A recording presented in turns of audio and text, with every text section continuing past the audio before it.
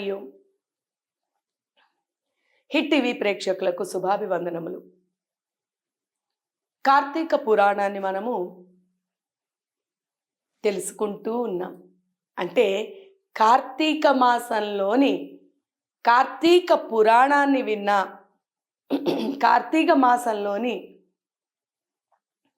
అర్చనలు చేసిన, శివాలయాలు విష్ణు ఆలయాలకి వెళ్ళి దీపారాధనలు చేసిన, దీపదానము చేసిన, ఉసిరి దీపము ముఖ్యంగా ద్వాదశి రోజు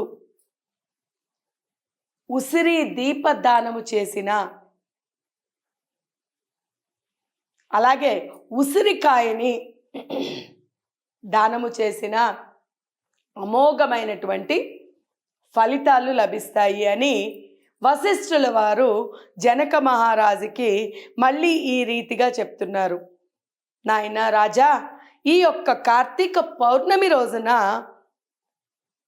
పితృ ప్రీతిగా, అంటే పితృదేవతల యొక్క ప్రీతిగా వృషభం అంటే మనందరికీ తెలుసు ఎద్దు, ఈ వృషభాన్ని చక్కగా అలంకరించి, ఈ వృషోత్సవము అంటే ఆంబోతుని ఇంకా పూర్తిగా అలంకరించి దానం చేసినట్టయితే అమోఘమైనటువంటి ఫలితం లభిస్తుంది. ఈ కార్తీక మాసంలోని అవకాశం ఉండేటువంటి వారు ఈ యొక్క వృషభాన్ని, ఆంబోతుని బాగా అలంకరించి, బాగా తయారు చేసి, వీధి వీధిలా తిప్పుతూ ఉంటారు చూడండి, ఆ రకంగా తయారు చేసి దాన ధర్మం చేసినట్టయితే ఎంతగానో ఫలితం లభిస్తుంది. సకల నరకాల నుంచి కూడా విముక్తులవుతారు అని తెలియపరిచారు. అలాగే శక్తి ఉండి దానాలు చేయకపోతే కూడా ఇబ్బంది కలుగుతుంది. శక్తి ఉన్నవారు ఎలాగైనా కూడా నిష్ఠతో అర్చనలు చేసి దాన ధర్మాలు చేయాలి అంటూ తెలియపరిచారు వశిష్ఠుల వారు. అలాగే ఈ కార్తీక మాసంలో బ్రాహ్మణునికి ఏమీ చేయలేనప్పటికీ కూడా బ్రాహ్మణునికి, అలాగే ఆకలిగొన్న వారికి సైతం అన్నము పెట్టిన, అన్నము దానము చేసిన అమోఘమైనటువంటి ఫలితం లభిస్తుంది అని తెలియపరిచారు. అలాగే ఈ మాసంలోని పరాన్నము అంటే ఏమి చెయ్యకూడదో కూడా చెప్పారు. పరాన్నము అంటే మనకి బాగా అలవాటు ఉంటూ ఉంటుంది, ఊరికే బయటని తినడము, లేకపోతే అంటే ముఖ్యంగా పరాన్నకాంక్ష అని కూడా అంటూ ఉంటారు. అంటే మనకి ఉన్నా లేకపోయినా అవతల వాళ్ళకి ఉంటే కనుక ఎలాగైనా దాన్ని సంపాదించాలి, దాన్ని స్వీకరించాలి. దాన్నే పరాన్నకాంక్ష అంటారు. అంటే ఇతరుల దగ్గర ఉన్నది మాకు కూడా ఉండాలి, కావాలి అని కోరుకోవడం అన్నమాట. ఇటువంటి పరాన్నకాంక్ష ముఖ్యముగా కార్తీక మాసంలోని, అలాగే ఇతరులు అంటే ఒక్కొక్కళ్ళు ఒక్కొక్క రీతిని ఉంటారు. ధర్మబద్ధంగా, న్యాయబద్ధంగా, నిష్ఠాగరిష్టతతో ఉండే చోట ఆహారము స్వీకరించవచ్చు. కానీ ముఖ్యంగా ఈ మాసంలో నిష్ఠ లేకుండా, పవిత్రత లేకుండా ఉండేటువంటి వారి దగ్గర ఆహారం అనేటువంటిది స్వీకరించడం మహాపాపం. అందుకనే ఇలాగా విభజించుకుంటూ పోయే కంట అసలు పరాన్నము అనేటువంటిది స్వీకరించడమే మహాపాపం. కాబట్టి పరాన్నాన్ని పూర్తిగా వదిలివేయాలి. ఎక్కడా కూడా బయట తినడాలు అనేది మంచిది కాదు.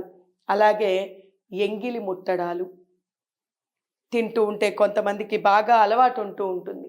ఎంగిలి చేతులతో ముట్టుకొనుడు, ఎంగిలి చేతులతో పెట్టడము, ఇవన్నీ కూడా మహాపాపాలు. కాబట్టి కార్తీక మాసంలోని ఎంగిలి చేతులతో ముట్టుకోవడము, అలాగే నీరుల్లిపాయ అంటారు, అంటే ఎర్రగడ్డ అని కూడా అంటూ ఉంటాం మనం,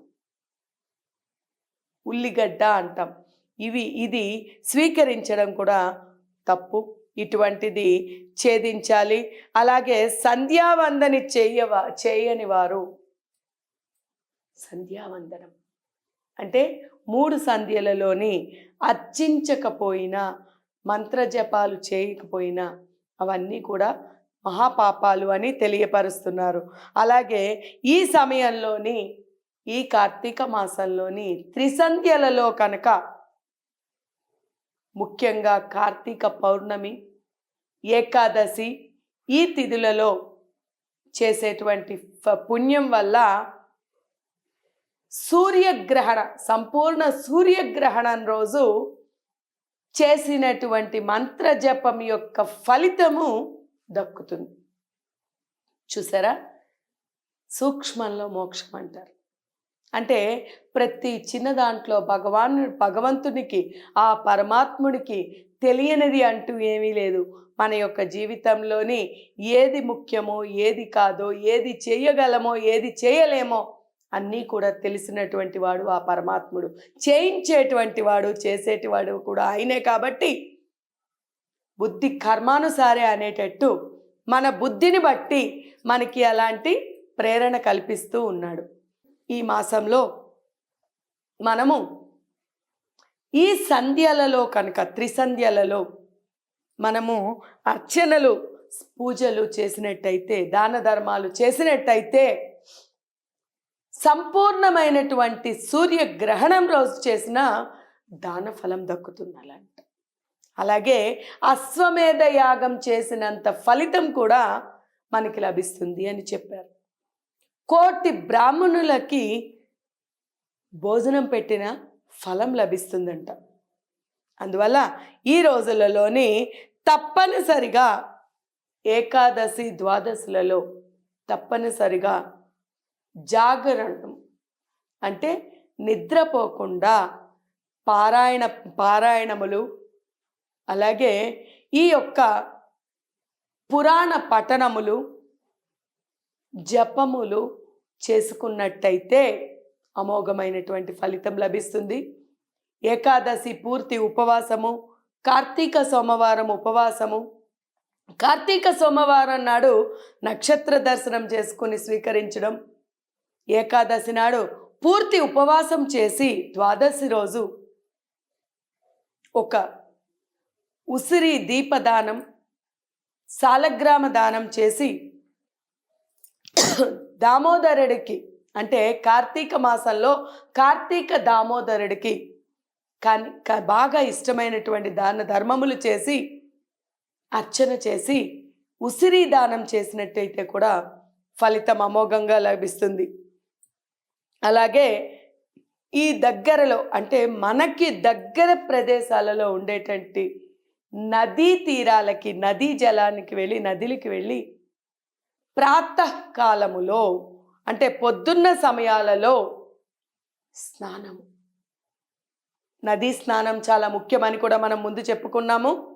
అందుకోసమనే దగ్గరలో కనుక నదులు ఉంటే కార్తీక మాసంలో ముఖ్యంగా ఏకాదశి రోజు, పౌర్ణమి రోజు, ద్వాదశి రోజు, సోమవారం రోజున, ఇటువంటి రోజులలో నదీ స్నానం చేసినట్టయితే కనుక అమోఘమైనటువంటి ఫలితం లభిస్తుంది.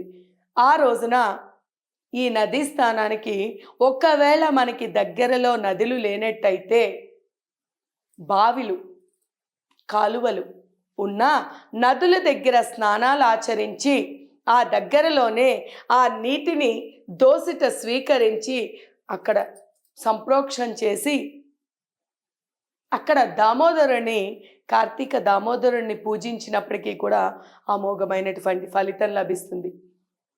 ఇళ్లల్లో, నూతుల దగ్గర, బావుల దగ్గర కాలువల దగ్గర లేక ఏమీ లేకపోతే ఇంటిలో నుండేటువంటి బావి దగ్గర కనుక స్నానం ఆచరిస్తూ చేస్తూ ఉండేటప్పుడు గంగే చ యమునే చైవ గోదావరి సరస్వతి నర్మదా సింధు కావేరి జలేస్మిన్ సన్నిధిం కురుం అంటే గంగా యమున సరస్వతి మొదలైనటువంటి నదులు అన్నిటి నదుల యొక్క నీరు కూడా ఈ యొక్క బావిలో లేకపోతే మనం తీసుకున్నటువంటి నీటిలోకి మీ యొక్క శక్తిని ప్రవేశింపజేయండి, మీరు ఇందులోకి ప్రవేశించండి అని గంగని యమునని సరస్వతిని అన్ని నదులని కూడా మనము ఆవాహనం చేసి అన్ని నదులు అక్కడ ఆవాహనం అయ్యేనట్టు భావనతోని స్నానము చేస్తే నది స్నానం చేసినంతవంటి పుణ్యం లభిస్తుంది. నది స్నానము చేసిన అనంతరము పురాణ పఠనము శ్రవణం చేయడం అంటే ఎటువంటి సమయాన్ని కూడా వృధా చేయకుండా అన్ని సమయాలలోని కూడా అంటే కార్తీక మాసంలో ప్రతి గడియ ప్రతి సెకండు కూడా చాలా ముఖ్యం కాబట్టి ఈ మాసంలోని మనము ఈ యొక్క కార్తీక పురాణము ఏదైనా భాగవతం భగవద్గీత ఏదో ఒక పారాయణలు చేసుకోవడం, పురాణ పఠనములు చేసుకోవడం, హరికథ కాలక్షేపములు చేసుకుంటూ అర్చనలు చేసుకుంటూ సాయంత్ర సమయం సంధ్యా సమయంలో ఆ సమయాన ఆ యొక్క ఈశ్వరునికి పూజ చేసుకుని అర్చన చేసుకుని దామోదరుడు కార్తీక దామోదరుణ్ణి ఆవాహనాది షోడశోపచార పూజ జరిపించుతూ ధూప దీప నైవేద్యాలు కనుక ఇచ్చినట్టయితే ఆ దామోదరుని యొక్క అనుగ్రహము మనకి అద్భుతంగా లభిస్తుంది. అలాగే ఈ కార్తీక మాసం నెల రోజులు కూడా బ్రాహ్మణ సమారాధన, పురాణ పఠనము, అలాగే నిత్య దీపారాధనలు చేయడము, ఏకాదశి ద్వాదశి వ్రతాలు పూర్తి చేసుకోవడము, ఇటువంటివన్నీ చేసిన ఎడల వారికి వారి వంశీయులకి కూడా వంశాభివృద్ధి, అలాగే ధన ధాన్య ప్రాప్తి, అలాగే వైకుంఠ ప్రాప్తి, మోక్ష ప్రాప్తి అన్నీ కూడా లభ్యమవుతాయి అని చెప్పి మనకి వశిష్ఠుల వారు జనక మహారాజుని వక్తగా అంటే వశిష్ఠుల వారు వక్త అయి స్తోత్రగా చేసి మనందరికీ తెలియపరిచారు. మనందరము కూడా ఈ రీతిన దాన ధర్మములు అర్చనలు సంధ్యా సమయంలో ముఖ్యంగా సాయంత్ర ప్రదోషకాలలో కార్తీక మాసములో సూర్యోదయానికి ముందు నదీ స్నానము, అలాగే బావుల దగ్గర స్నానము చేసి అక్కడ కార్తీక దామోదరుని ఆవాహనము చేసి అర్చించడము, అలాగే ప్రదోష కాలంలోని శివార్చన చేయడము, ఏమి లేకపోయినా ఓం నమః శివాయ నమః, ఓం పరమేశ్వరాయ నమః, ఏమి తెలిసినా తెలియకపోయినా ఆ ఈశ్వరుని యొక్క నామాలు స్మరిస్తూ ఈ సంధ్యా సమయ ముఖ్యంగా ప్రదోక్ష కాలంలో చేస్తే కనుక కార్తీక దామోదరుని అనుగ్రహంతో మోక్షం ప్రాప్తిస్తుంది అని తెలియపరిచారు.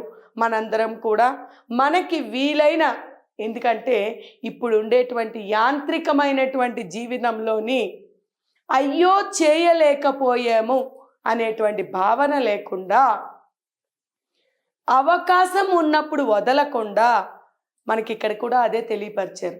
అవకాశం లేకపోతే అయ్యో చేయలేకపోయాం మనం ఆ రీతిలా చేయలేకపోయామని పరితపించకుండా ఏది అయినా భగవత్ ప్రసాదంగా స్వీకరించి మనం ముందు కూడా చెప్పుకున్నాం మనోపూజ అంటే మనస్సులోనే అన్నీ చేస్తున్నట్టు భావిస్తూ ఎక్కడ ఉన్నప్పటికీ ఎలా ఉన్నప్పటికీ కూడా మానసిక పూజ చేసినట్టయితే ఎటువంటి అడ్డంకు ఉండదు, ఎటువంటి ఇబ్బంది లేదు కాబట్టి ఒకవేళ ఈ యొక్క పూజలు మనం చేయలేకపోయినా, పురాణ పఠనములు చేయలేకపోయినా, ఏమి చేయలేకపోయినా, మన ఈ యాంత్రిక జీవితంలోని మనకు ఉండేటువంటి బిజీ షెడ్యూల్లో మానసిక పూజగా మనం ఇవి చేస్తున్నాము అనేటువంటి భావన చేసి మనం చేసినట్టయితే సంపూర్ణంగా ఆ పరమాత్ముని యొక్క అనుగ్రహం లభిస్తుంది. కాబట్టి మనందరము కూడా ఇదే రీతిలోని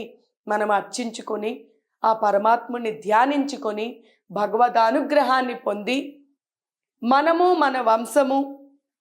మన వంశాలతో పాటు ఇటు 7 తరాలు అటు 7 తరాలని కూడా ఉద్ధరింపజేయాలి అని కోరుకుంటూ హరి ఓం తత్సత్.